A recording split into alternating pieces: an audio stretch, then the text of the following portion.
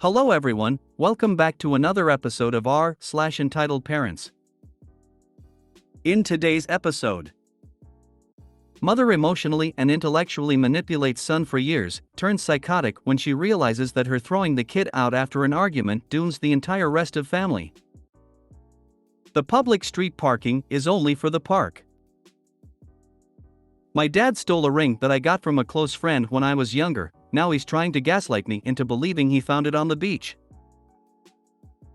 Before we get started, make sure to subscribe so you will never miss a video. So let's get started. Mother emotionally and intellectually manipulates son for years, turns psychotic when she realizes that her throwing the kid out after an argument dooms the entire rest of family.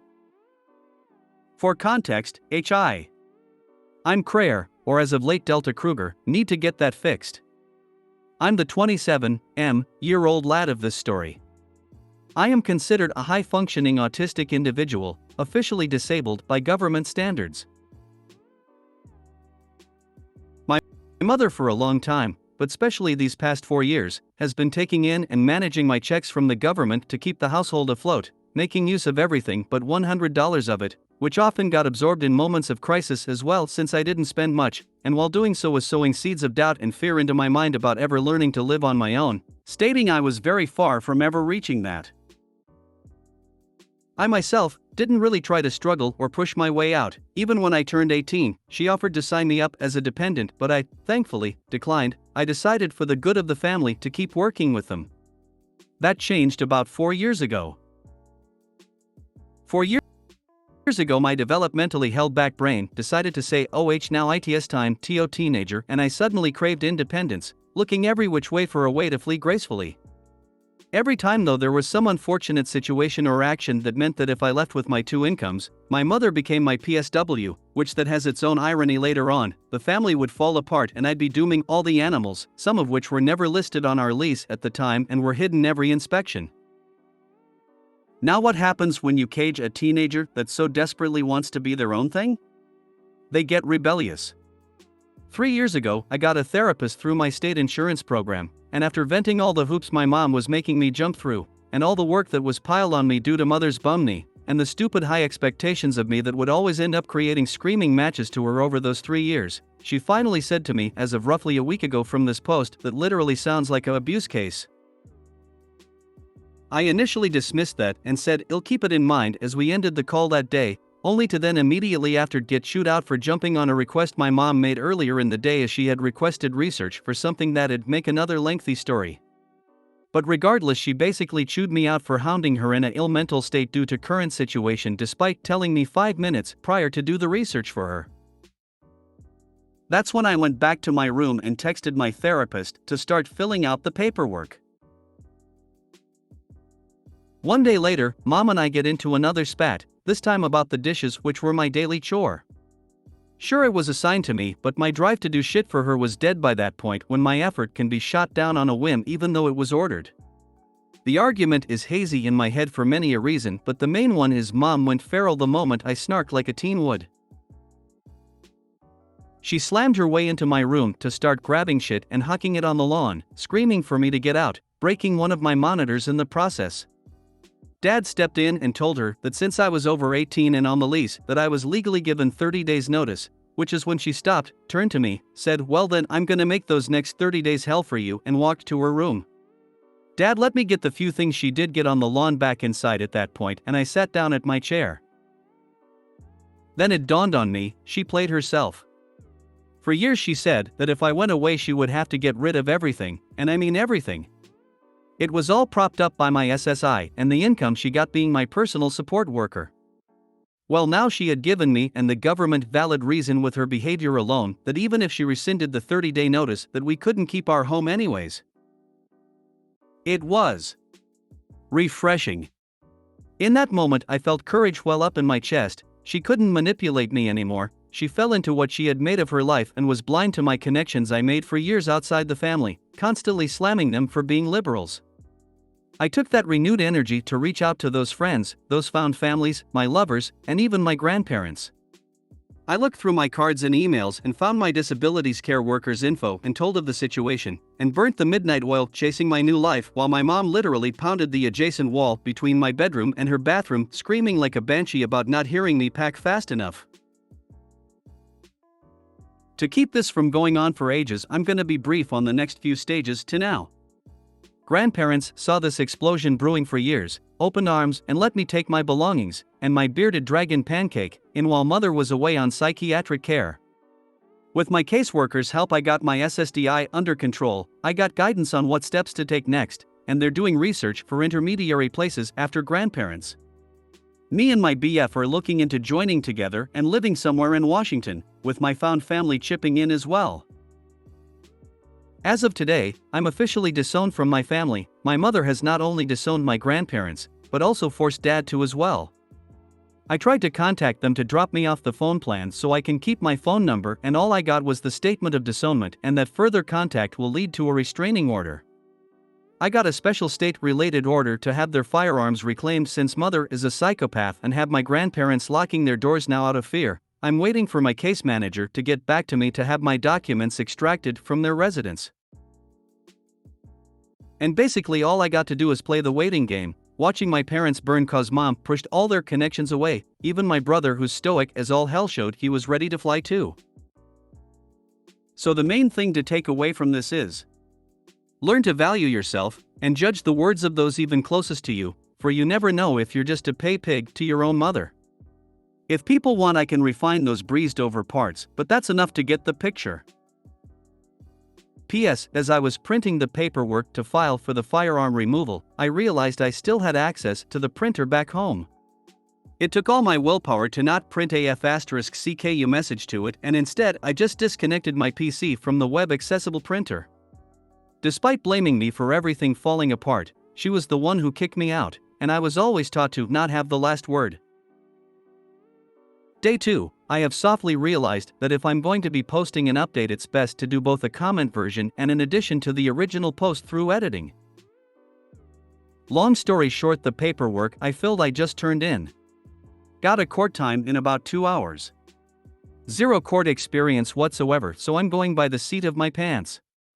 If it goes well though, my grandparents and I can sleep a little safer knowing that if they get retaliatory, they'll have to do it with sticks and stones and not 100% pure American freedom, if you catch my drift. Day 2 Part 2. Keeping it brief cause video planned. Extreme risk protection order dismissed. Judge said I was polite and concise, but officially there was not enough evidence. High bar of standard for that petition.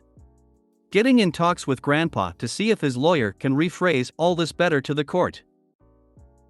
Day 2 Part 3, huzzah! I finished the video. And it only got split in half cause the audio messed up. Part 1, Part 2. Day 3, look MA. I made it on TV. I am mildly famous. Your mom was controlling and manipulating you for your money. I am glad you are getting away to live your life. Enjoy B. You are a remarkable individual. Your mother may not have seen that, but she certainly inspired you to prove it to yourself, albeit unintentionally and in a way that blew up in her face. Please know that you have my utmost respect and admiration for how you've managed to take charge of your life. Man, you speak like my grandma. But nah man, thanks for the support. It helps. I had been spending those 4 years leaving breadcrumbs to my conscious self from my subconscious, like forgetting that I had my SSD card in my wallet after the first time I tried to leave, and having a mostly fabricated go bag of toiletries and such. Family was preppers, ironic that I prepped better than them. This is how you deal with shit like this. Absolute perfection. Like I said in my other comments, her fault for raising someone petty but polite, unlike her. She laid all her cards out and I just rearranged them to make them cancel out the hell she tried to give me. If I ever come across you in the world, drinks on me. You're playing her like a fiddle and it's so satisfying. I am not so much playing her as a fiddle, but more like watching a pyromaniac light themselves on fire in the process of trying to burn someone else's house down, just because that other person said no to them once. Everything happening to her was created by her. She lost her friends over the years due to them seeing manipulation against them, and now she has no one to reach to when they're down a car, a house, and 90% of their money since they were paycheck to paycheck. I have a mental disability too. My mom wouldn't be caught dead doing this to me. I have my own job and make my own money. Glad you are looking to the future and making plans. Your mom is too much and would have kept you at home forever if she could. I mean, most people have to pay their maids, but your mom got a clean house and 2 paychecks from you. So glad you are out of there. Best wishes to you. As one of those liberal connections, and also helped pay for her lawyer for a previous problem and her age. You're my son now, calling me mom is up to you. The public street parking is only for the park. I work in a downtown area, so parking is mostly street. Today I parked next to one of the playground parks. I got out, gathered my work stuff, and locked my car. Behind me a van rolled up. The driver rolled down the window. Driver, are you leaving? This happens a lot. Parking is hard to come by within the first 3 blocks of the commercial center of town. Me, no sorry. I just parked. Driver, well, you can't park there. That parking is for parents going to the park. I've been working/living around here for 10 years. There definitely isn't street parking only for the park. Me, it's public parking. Good luck. If you need to unload your kids, there's room there. Just throw your hazards on. I pointed to a one-way drive, waved goodbye, and started to leave. The driveway belongs to a church. Near as I can tell, they don't mind people turning around in there or stopping quick to unload their cars. I've pulled many U-turns in their driveway to get to other parking spots before. Nobody's said boo about it. Anyway, the driver rolled the other window down after I crossed the street to continue to say things. Driver, you really should move your car. We're going to the park. Just find another spot. Me, I'm not moving my car. I have to go to work.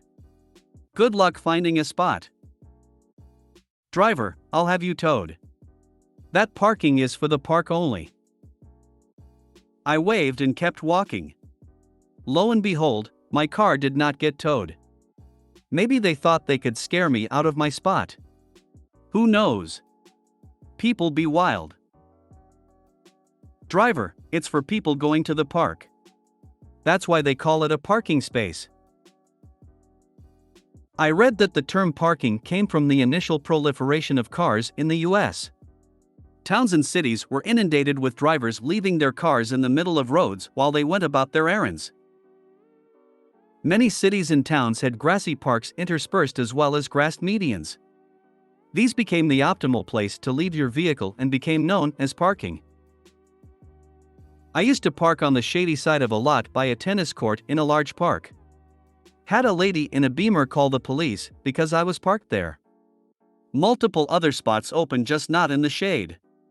Police arrive. Start talking to her. Next thing she is out of her car and doing field sobriety tests. Xanax and Box Moscato for breakfast has implications. If you really want to meet entitled, park next to the dog park. Take a picture of the other car showing the license and people inside in case your car is keyed when you return. How incredibly stupid. Sorry, my taxes pay for this, so I'm gonna park here. My dad stole a ring that I got from a close friend when I was younger. Now he's trying to gaslight me into believing he found it on the beach. So when I was 9, my friend gave me a ring as a birthday gift. I'm pretty sure he stole it from his parents, as it's not something a little kid would wear. I wasn't into jewelry when I was younger, so I put it in my father's treasure box after I showed it to him, since he used to collect jewelry/rings off the beach. 9-year-old me just figured that's where the rings would go. That's one memory I'd never forget. He hasn't touched that box in years. Now I'm 16 and I attempted to reclaim it since I have no jewelry and it brought back nostalgia. I miss him and I haven't had a friend since 2018. My father saw me wearing it today and told me to take it off, got pissed when I tried saying it was originally mine. He's claiming he supposedly found it metal detecting on the beach years ago, yet he can't even tell me an area/town he found it in. He also stole $400 from me in the last 2 months and always takes the money my mom sends specifically for me. She sends money cause they're divorced, but still technically married. I hope you didn't give it back and, if possible, put somewhere far away from him. I had to give it back as he wouldn't shut up until I returned it. He just has a bunch of jewelry sitting in his box he doesn't even touch. It's been there for around 5 years now, so I'm not sure why he cares so much. I suppose it's because it's much nicer than the shitty rings he found on the beach. I was planning on taking it in a couple weeks and hiding it once he forgets about it. Once he notices, I'll just say it must have gotten lost at some point. He'll probably be pissed for a couple days, but oh well, not my fault. He's apparently going senile at 42. I showed him the ring after I originally got it from my friend. I say friend, but we were pretty much dating, and he asked if he could keep it with his collection since I didn't have anywhere to put it. Am I the only one who sees the irony in the fact that you were given a ring that some kid stole from his parents, and now it was stolen from you? I'm sure that kid's parents have been wondering what happened to that ring for years. Can you live with your mom? Hope you can get away from this toxic environment as quickly as possible. The ring is a small example of a much larger problem here. If he tries taking it again, call the police. Theft is theft no matter the age. Police won't do anything. There's no evidence to show them that the ring belongs to Opie. If you made it to the end of the video, thanks for watching. Don't forget to like, subscribe and share, and we will see you in the next video.